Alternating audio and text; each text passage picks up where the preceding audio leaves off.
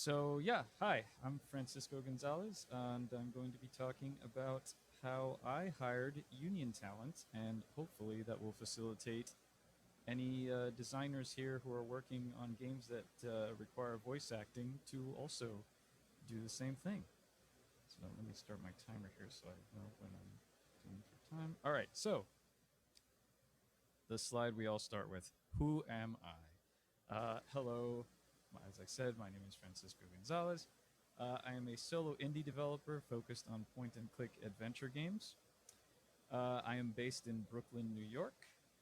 I began making games using Adventure Game Studio in 2001. You may have seen the talk yesterday by Edmundo Ruiz about the history of Adventure Game Studio and noticed my name pop up a few times. I've been doing it a while. And I went full time indie, which is to say professionally, in 2013. I released my first commercial game in 2014. I'll talk about that in a brief moment. But I also want to point out that when I say that I'm a basement indie, I mean it. This is actually my home office, it's my basement. I've converted it into what I like to call the dev dungeon or the pirate cove. And it's very comfy, and I like working there. So, why should you listen to me? This is my qualifications slide. This is a brief list of games I've worked on. From 2004 until 2012, I worked on a series of freeware adventure games called Ben Jordan Paranormal Investigator about a guy named Ben Jordan who wants to be a paranormal investigator, funnily enough. These are all still free to download. You can find them all on itch if you'd like. My first commercial release, as I mentioned, was in 2014. It was a game called A Golden Wake, which is a historical fiction piece about the rise and fall of a real estate agent in 1920s Miami. In 2016, I made a game called Shardlight, which is a post-apocalyptic story about a woman looking for the cure to a deadly disease, as well as trying to bring down a corrupt government. Yes, it came out in 2016. It was unfortunately very prescient, but let's move on. In 2018, my most recent release, Lamplight City, which is a detective game set in an alternate history, steampunkish United States that never declared independence, called the Commonwealth of Vespuccia. You play as a former police detective turned private investigator who is haunted by the voice of his dead partner. And the unique selling point of Lamplight City is that you are able to get cases wrong to the point where you can declare them unsolvable and the game will continue. There's no way to get stuck or hit a dead end. And I'm currently working on a game called Rosewater, which is a Western set in the same alternate history as Lamplight City. You may have seen Jess Haskins talk earlier this morning about Rosewater. So one thing that all of these games have in common is that they have all featured voice acting in some way, shape, or form. I made the last two, there were a total of 8 cases in the Ben Jordan series. The last 2 are voiced. The first 2 were originally not, but I did remakes of them which featured voice acting. And the rest of the games have all featured professional voice acting. That I mean, I make that distinction between because the Ben Jordan games, I was basically asking people in the AGS community and friends to voice the characters, and asking them to do it for free. But from a Golden Wake on, I've used paid actors. I also have the distinction of having made probably one of the first, if not the first, ever voiced adventure games in Adventure Game Studio, a game called Hooky McPegleg, Pirate Postman, which was part of the Reality on the Norm series, which Edmundo talked about yesterday.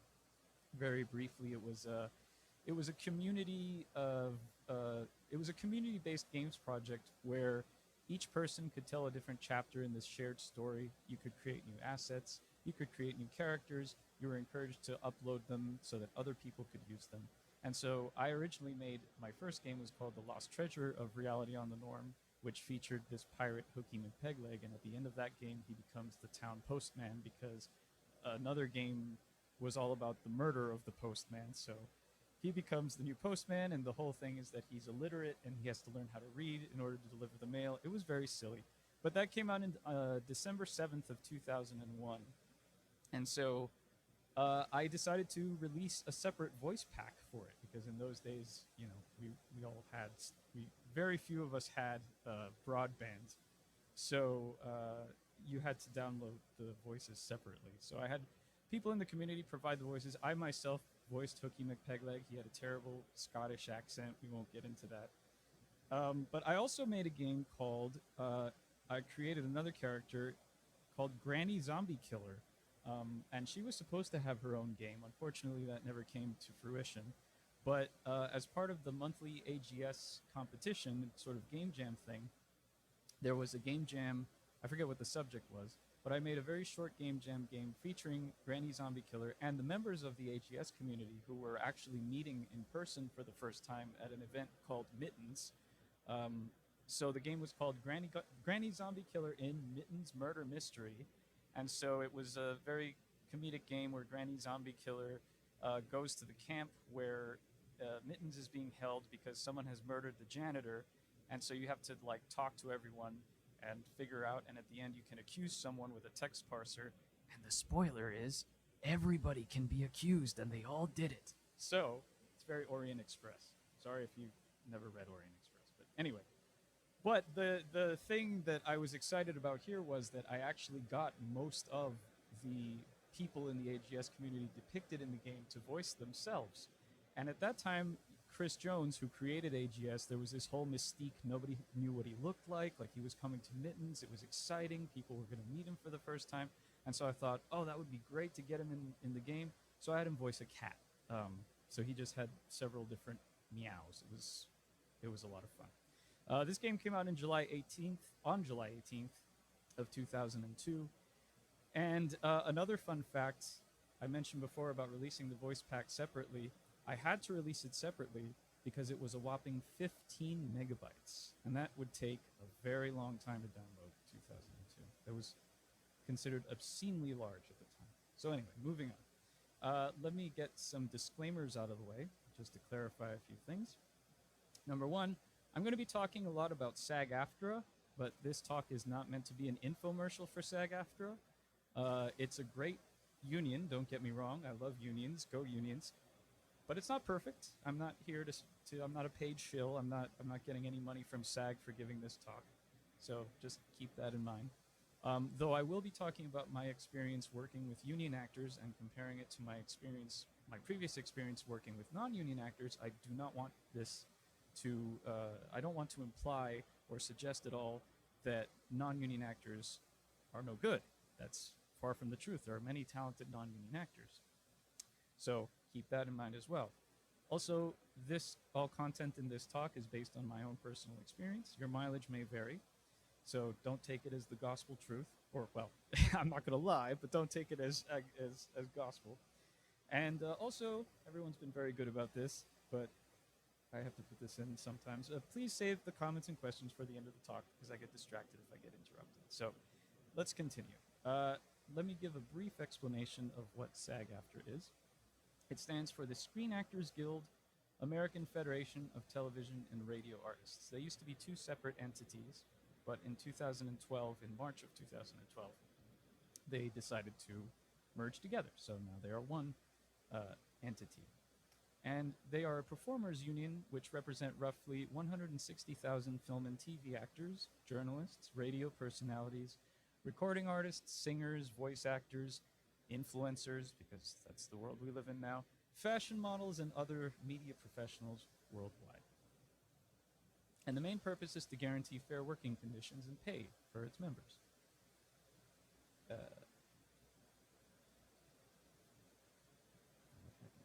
Stalled out for some reason.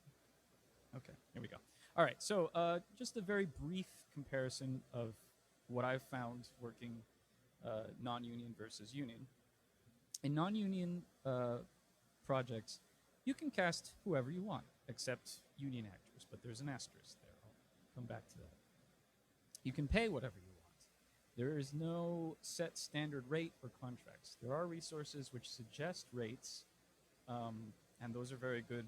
I forget the name of the website, but there is a website that lists quote-unquote standard indie rates, but there's no real way to enforce them contract-wise. I mean, it basically is up to the developer to determine what to pay. I mean, you could pay anywhere from, don't do this, don't pay $50 a session, but there's nothing saying you can't pay $50 a session or $250 a session or what have you.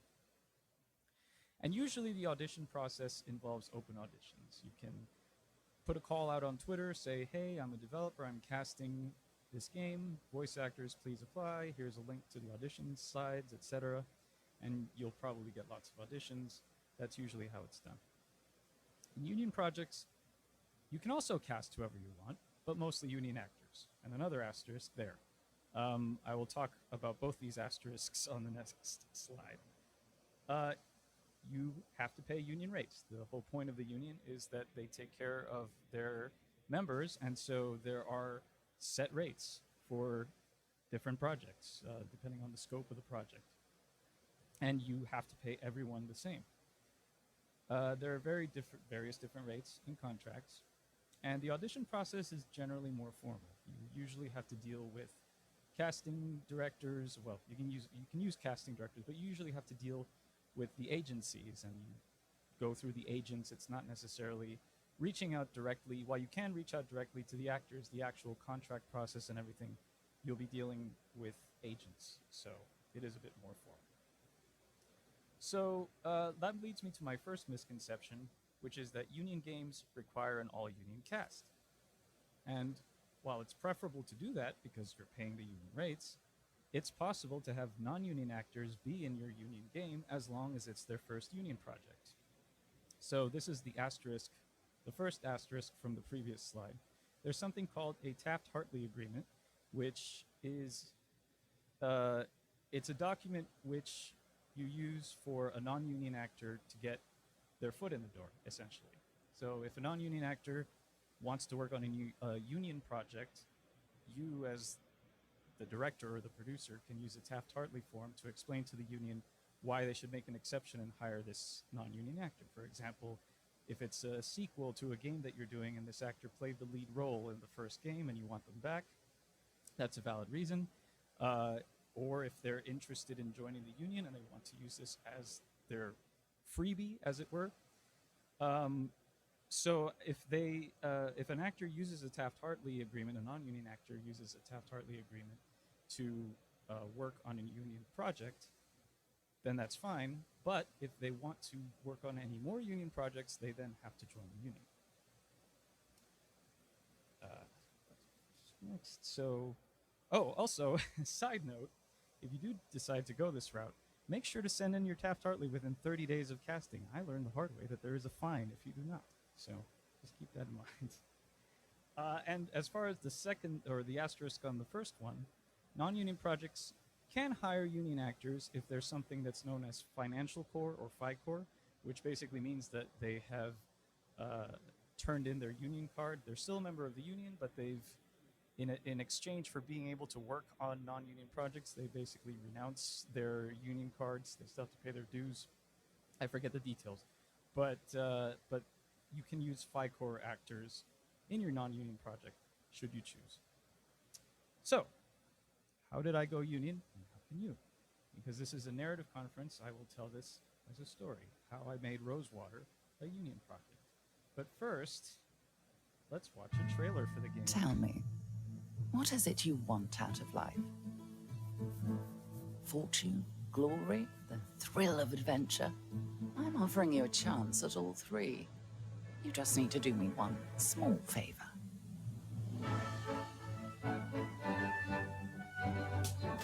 You've something of a reputation, you know. Clever, resourceful, maybe a little dangerous. I do hope that's accurate. The path won't be straightforward. You'll encounter obstacles along the way, perhaps even some other dangerous people. You'll need some help, but I assure you the rewards far outweigh the risks. You will be richer than you ever thought possible, if you can deliver.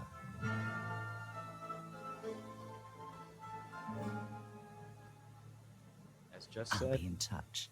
As just said, ignore the date. Hopefully it'll be out later this year. Fingers crossed. All right, so the story of how I went union all started with a conversation with just this gentleman, Chris Shula. Chris Shula is an actor He also has his own audiobook company called Leonardo Audio. Well, shout out to Chris, Leonardo Audio. I met him at GDC, I believe in 2017. At the time, he was working with a company called Earplay, doing audio dramas with them. And we met and started talking, struck up a friendship. And a few years later, I was posting about Rosewater on Facebook, and we were Facebook friends. He messaged me and said, "Hey, this project looks interesting. I'd love to talk about it." And so I thought, "Oh, okay, cool. It would be great to work with you." So we met up for lunch. We had a great conversation. We talked. I told him all about the game, all about the character I thought I wanted him to play. And at the end, only at the end, it occurred to me to ask, "Say, are you union?" And he said yes. And I thought, "Oh, well, I just wasted your time because this is not going to be a union project." But unfortunately, or rather fortunately, um, I was aware of a recent development, which was the low budget video game agreement or the low budget interactive agreement. And what this is a special rate that was negotiated by an actor named Crispin Freeman in 2019. And it was also shaped extensively by another actor who I was familiar with, who I had worked with before, actually, before she went union, named Sarah El Maleh. And the point of this was to allow indie developers access to union talent at a reasonable cost. Now, I mentioned that I was familiar with it, but in my mind, it was still, well, I'll get into more detail about this later. But I was aware of its existence, but I had looked into it and it still seemed like a little too much for me. But we'll cover that in a moment. So, the low budget interactive agreement has really only one requirement, and that is that the game's budget must not exceed $1 million. actually, it's not more than $1.5 million, but I couldn't resist putting Dr. Evil in my presentation. Come on.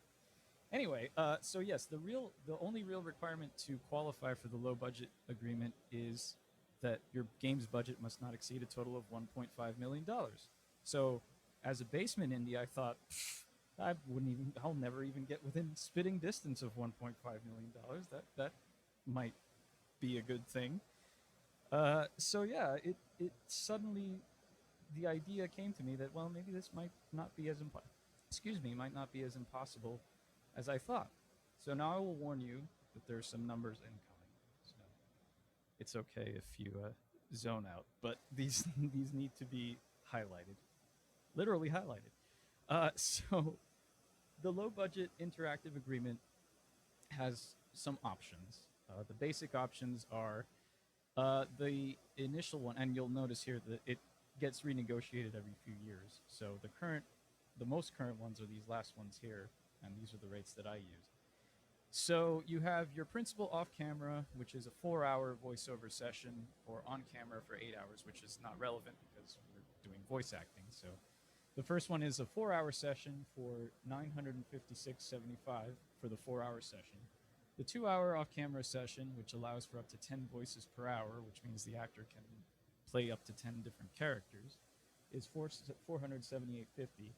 And if we have a 2-hour session with that's vocally stressful, which means you're asking the actor to shout a lot or do a lot of like grunts or death noises or things like that, is also $956.75. But then there's also a 16.5% SAG-AFTRA health plan and after retirement plan contribution, and there's a lot of other fees as well, which I will get into later, or rather in a moment.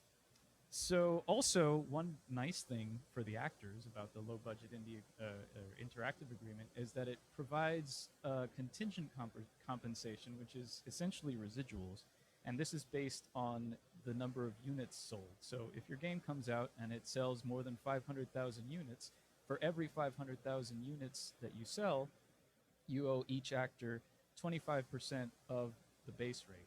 This is used calculating the higher 956.75, but for a 2-hour session, or if you use the 2-hour session model, it would be 4 payments equal to $478.50, which sounds scary, but at the same time, if you stop and think about it, if your game sells that much, it's a drop in the bucket. Everybody wins, so hooray. So I'll give you a brief budget breakdown of my previous game, Lamplight City, which was a non-union project. And I also want to mention, for full transparency, that I may be a basement indie, but I also work with a publisher.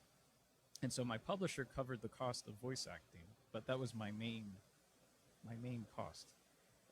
So we had a budget of $10,000 total for voiceover. That included the casting director, the studio rental, and what we paid the actors. We paid the actors $200 for a 2-hour session, which is a little on the low end, but this was also 5 years ago.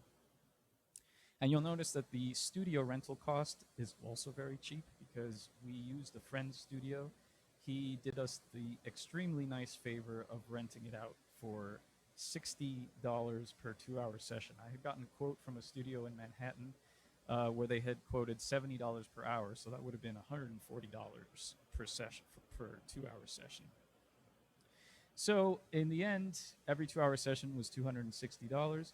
We did it in 30 sessions, so the total voiceover budget, including the $1,500 for a casting director, ended up being $9,300, so we actually came in under budget.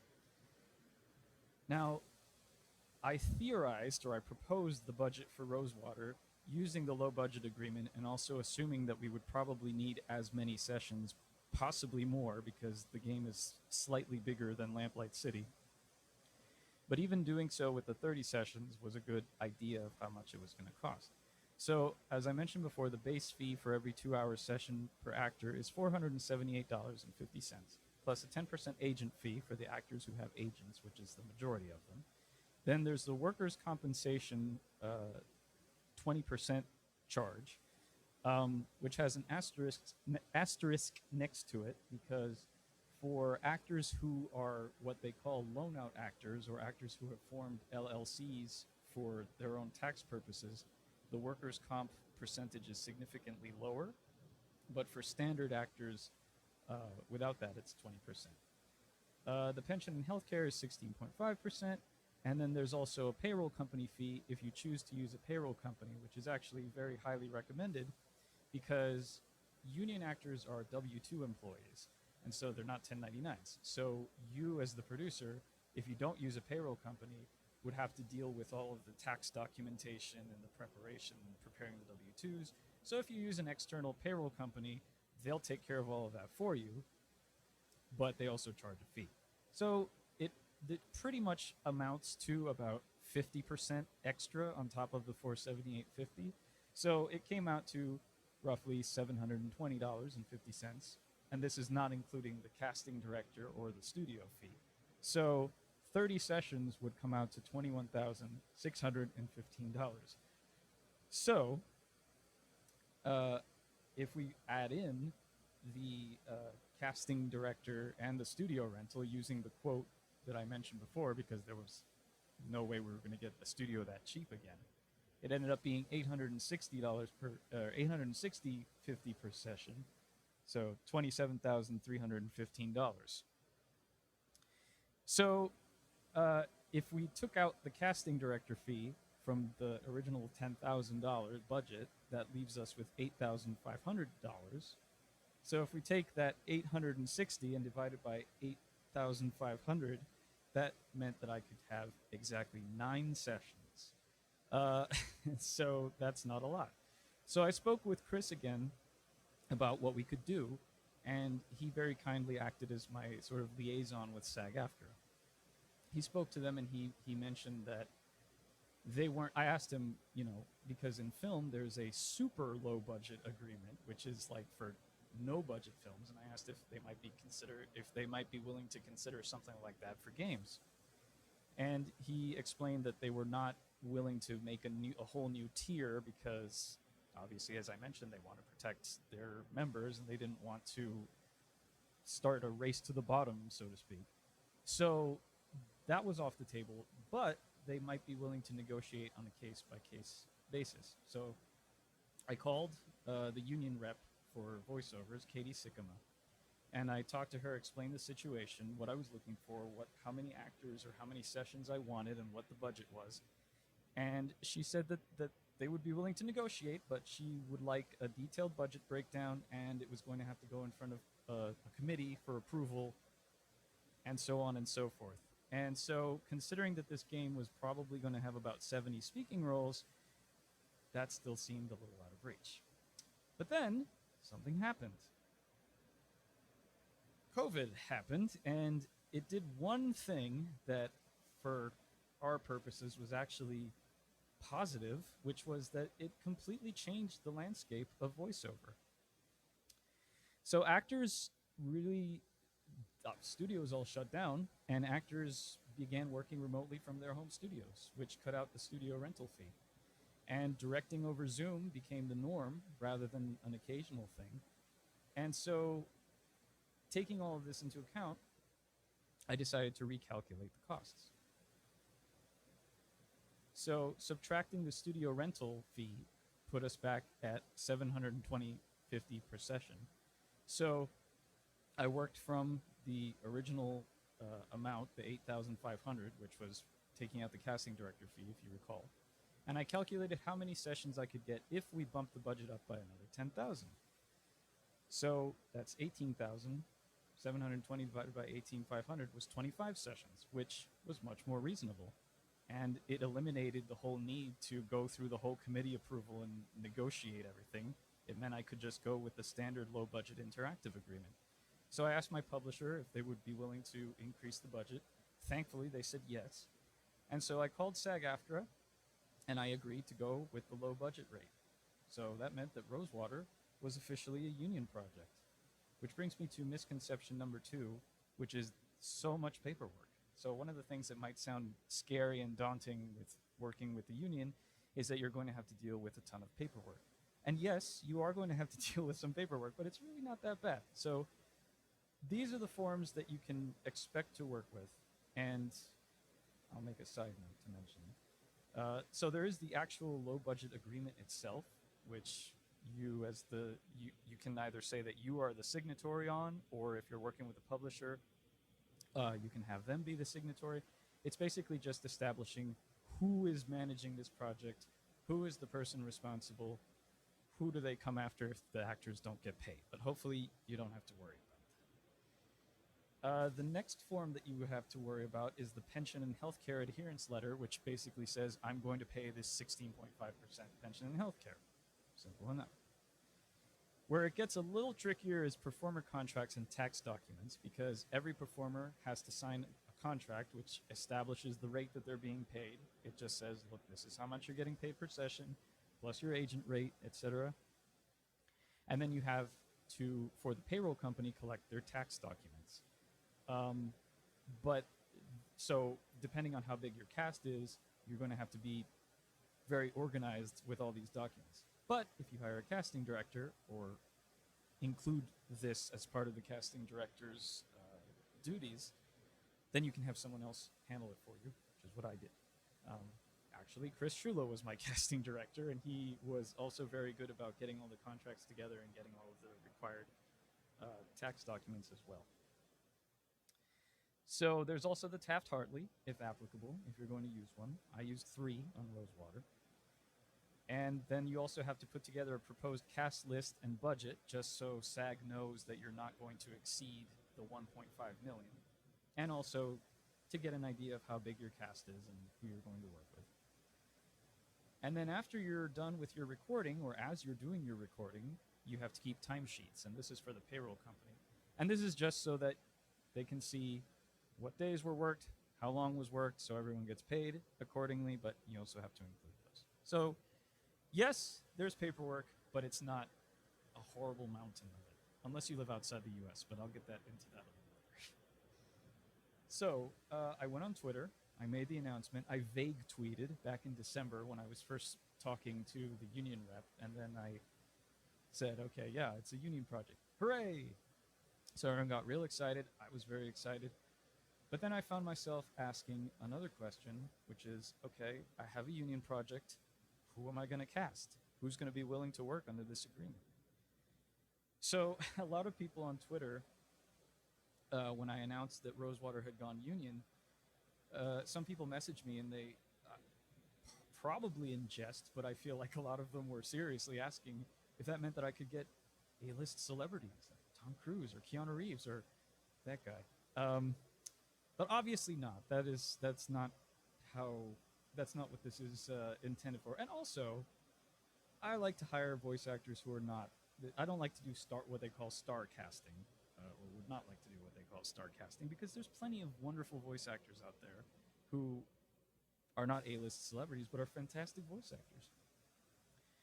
So what I did was I went to several talent agency websites and I started browsing their rosters. I did quick Google searches to see who I could find, and starting as a jumping off point with Sarah El Maleh, who I intended to cast, I went to the website for her agency, which is SBV Talent, and I started looking through, and I thought, oh, well, I recognize a lot of these names. That's cool.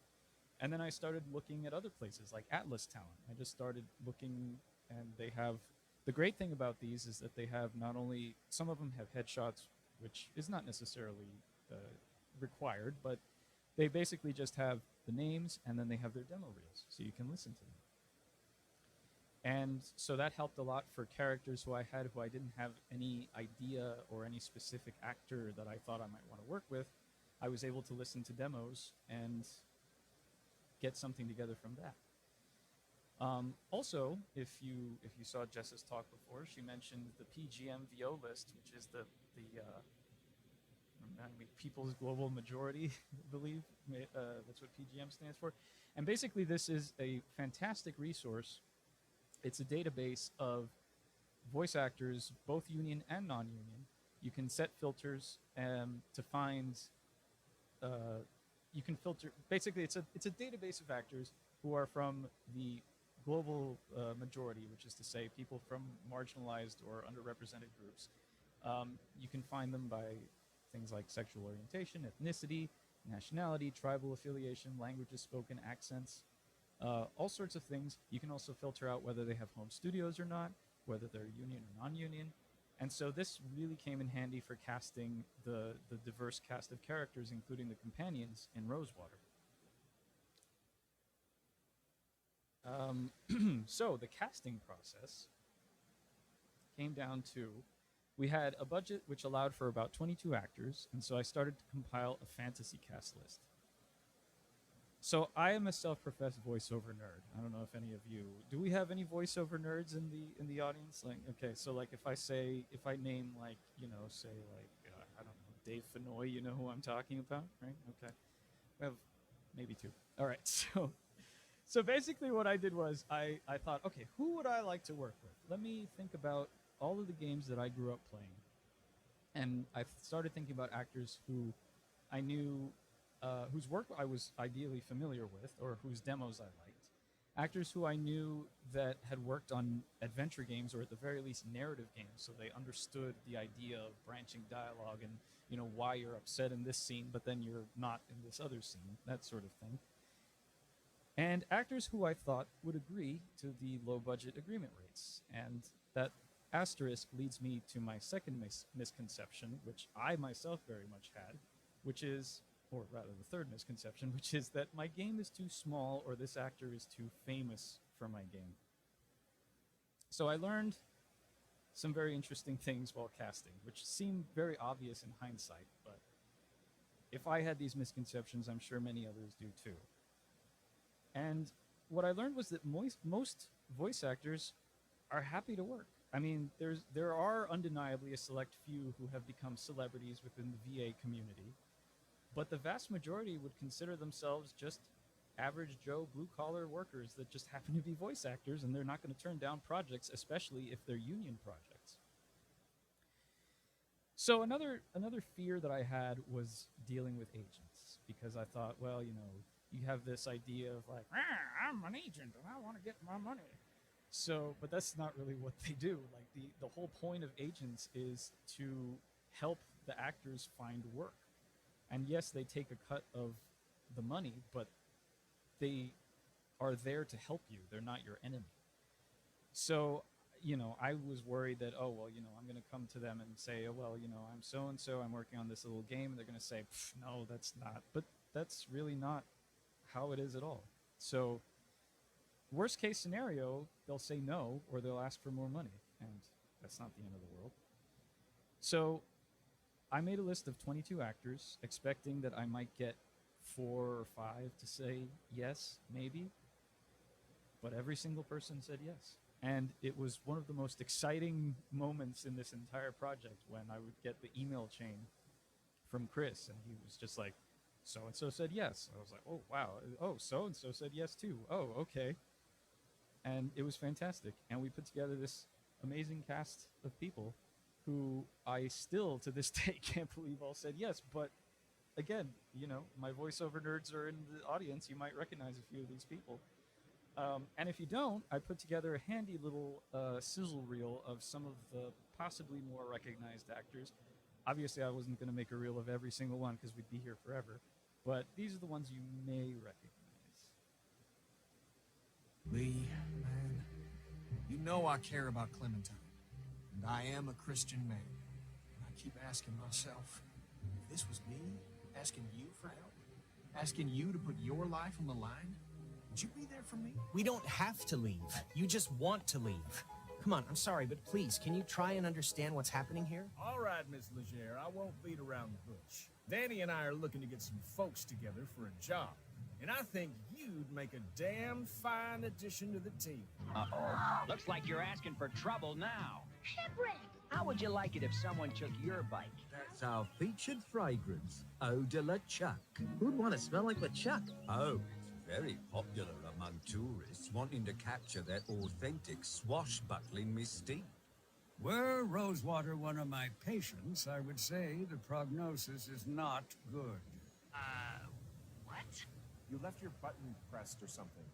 Henry, that call was work. I was just talking to... Actually, it's not really your business. Why are you freaking out? Ethericity always fascinated me. I joined up with the Luminarians when they were passing through Rampton on their way west. We founded Chrysalis here, close to the Evocator's laboratory, and where the veil is parted. It's okay, Leonardo. Don't panic. You're not lost. You're just a little, well, you're lost. Now think, how would Master Splinter handle a situation like this? First, I thought we might get the information from you, Snake. So I had Decoy Octopus disguise himself as the DARPA chief. I keep telling Jim to stop with that town greeter malarkey, but that boy's got a head harder than granite. You see, I was in Blackwater. I killed people. And maybe I should have killed you. What in God's green earth are you doing out here in this squall, young lady? Clem may not have much time. We have a better chance of finding her if we all go together. Who's with? It was quite a few years ago, you see.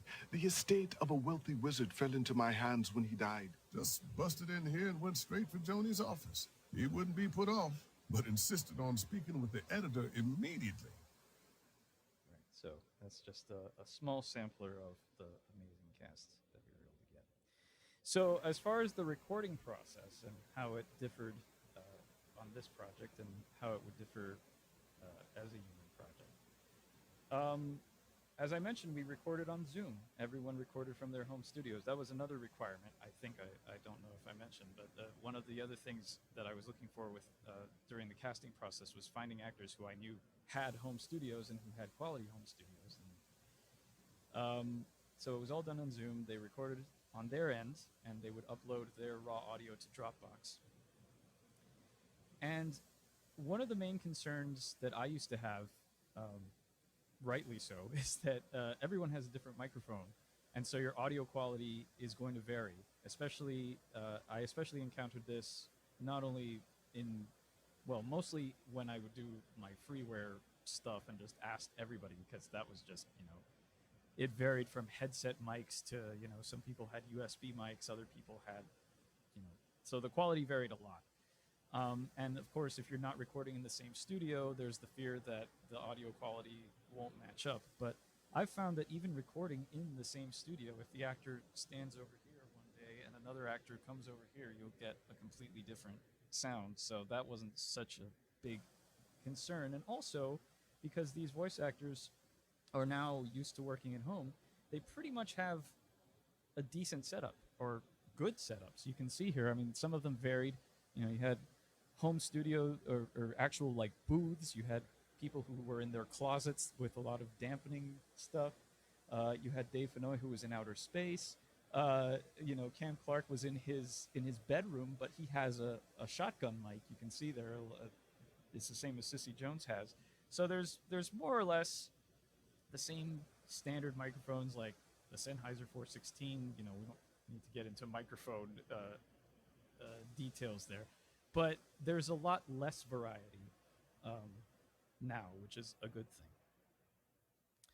So, a couple more advantages of working with union actors.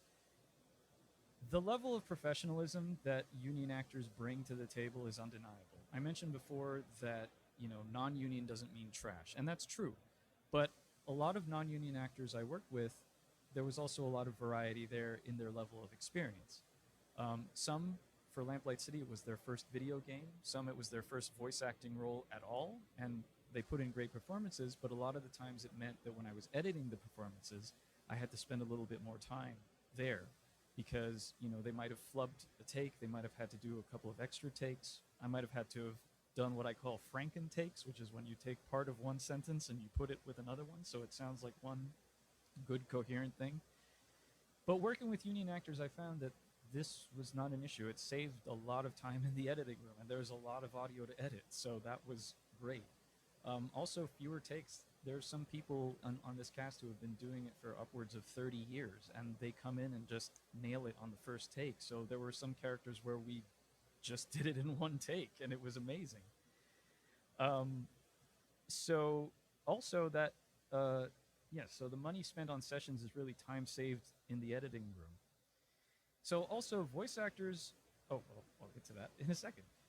So also I wanted to mention that there's less direction needed on your end as the voice director, or who you might hire as a voice director, because union actors, again, the experience that they bring to the table means that they get it.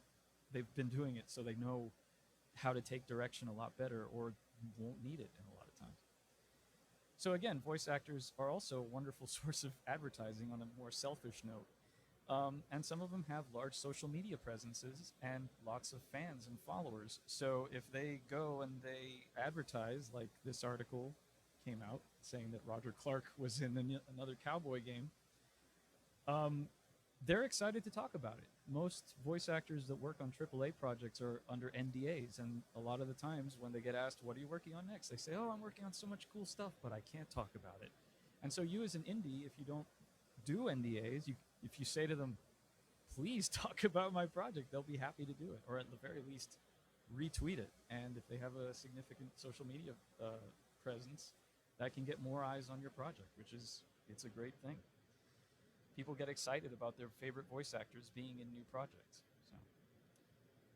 So it's not just me. You don't have to take just my word for it. I reached out to 2 other developers who recently had union actors on their indie projects.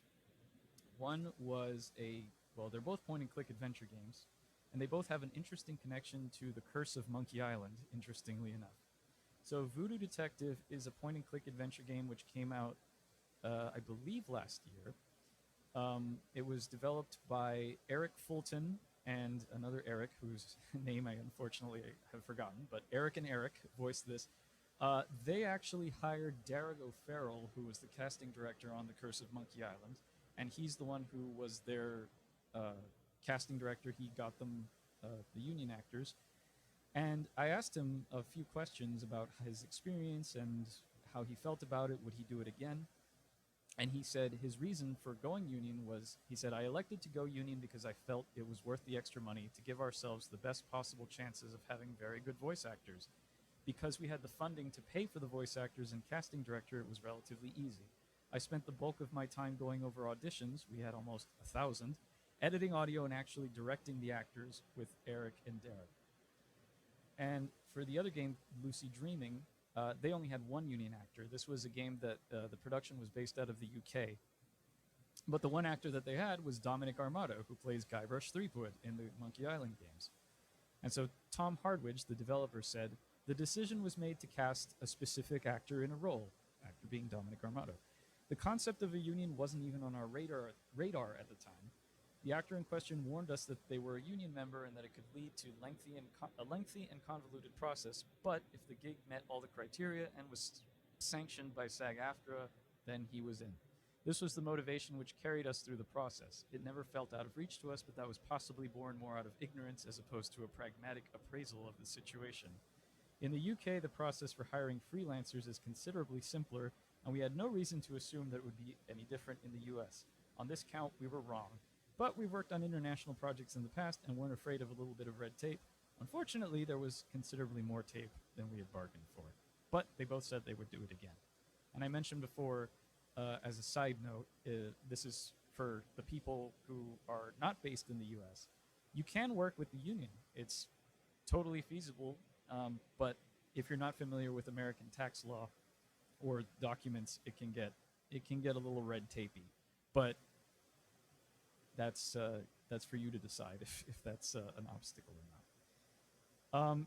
And so I have one message here. Hi, my name is Sissy Jones. I'm a full-time voice actor based in Los Angeles, California.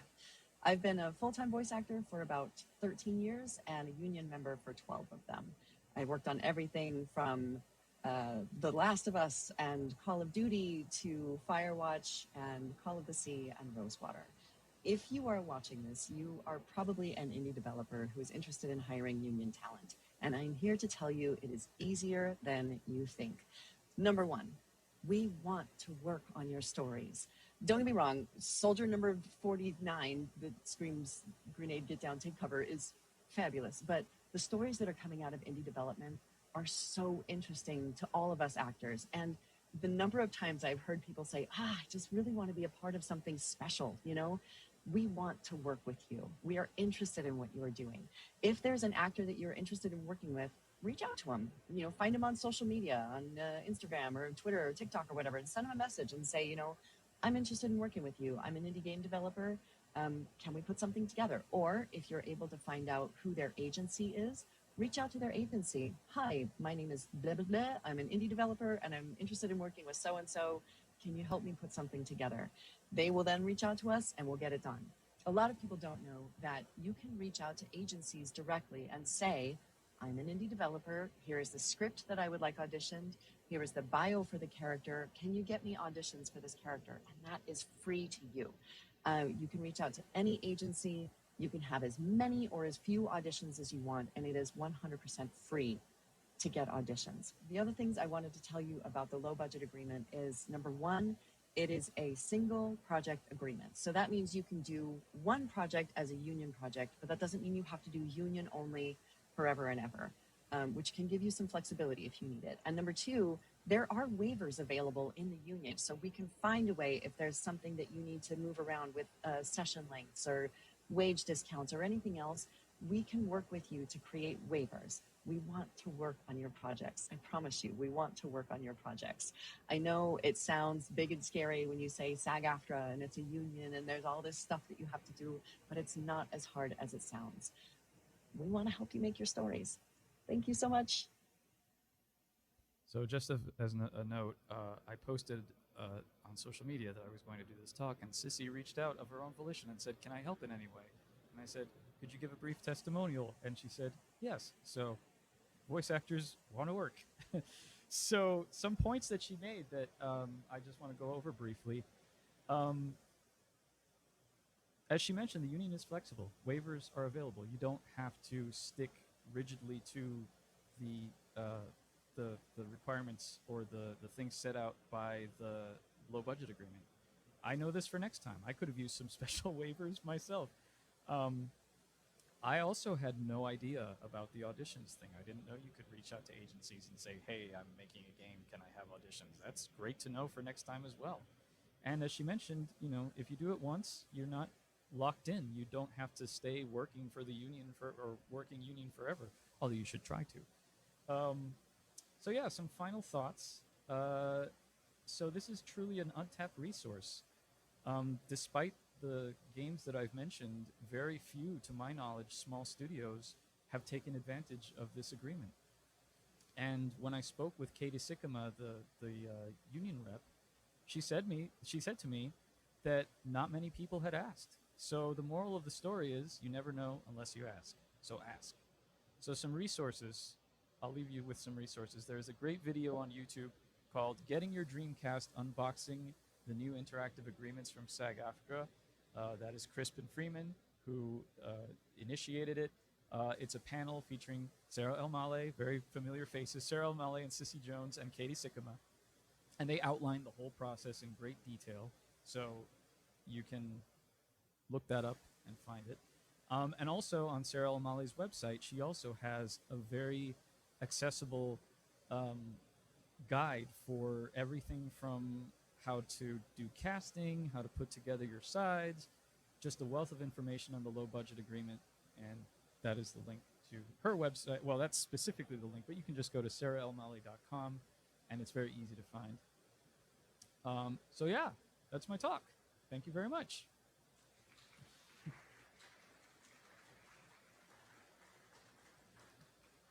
Any questions?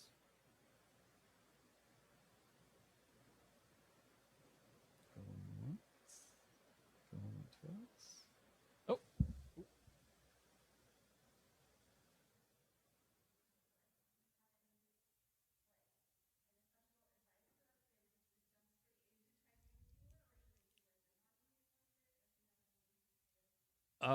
So the question is, for anyone who has never done a game, any developers who have never done a game with voice acting, would I recommend, or advice, or would I recommend going straight onto a union project or doing a non-union project?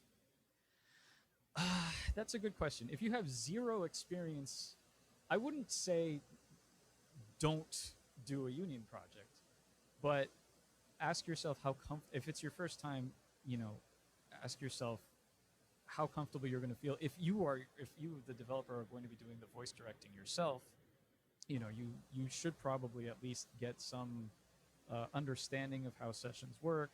There's also great resources. There's a GDC talk by DB Cooper. I forget what year, but if you look up YouTube DB Cooper GDC directing voice actors, it's a great short half-hour video on tips for how to direct voice actors. And yeah, so I mean, I wouldn't say that lack of if it's your first time doing voiceover, it shouldn't stop you from going union. Voodoo Detective was their first game, and they went union. So yeah, that shouldn't be a barrier at all. Sure, thank you. Yes.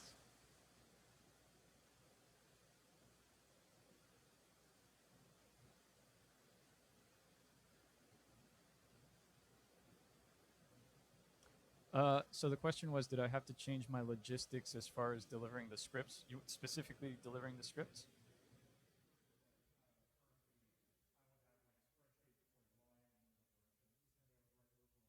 Right. Right. I personally didn't have to change the logistics. The only thing was that I had to send the scripts. Usually on non-union projects, I would send the scripts directly to the actors, email them directly, and they would come into the booth with the script already. But on this project, you had to deal with the agencies. So I would send the scripts to my casting director, who would then send it to the agent, who would then send it to the actors. But I would send the scripts beforehand, so they weren't just coming in cold. But yeah, because that's one of the things too. Like the etiquette is you do not deal directly with the actors while you're working like that. Like it's a no-no. Like, don't let the developer should not be sending the actors the script directly. Like, the agents, they want to do their job, so they have to act as the middleman between for things like that. But yeah, it wasn't a huge change or anything. Sure, thank you. Anybody else? All right. Well then, thank you all for coming.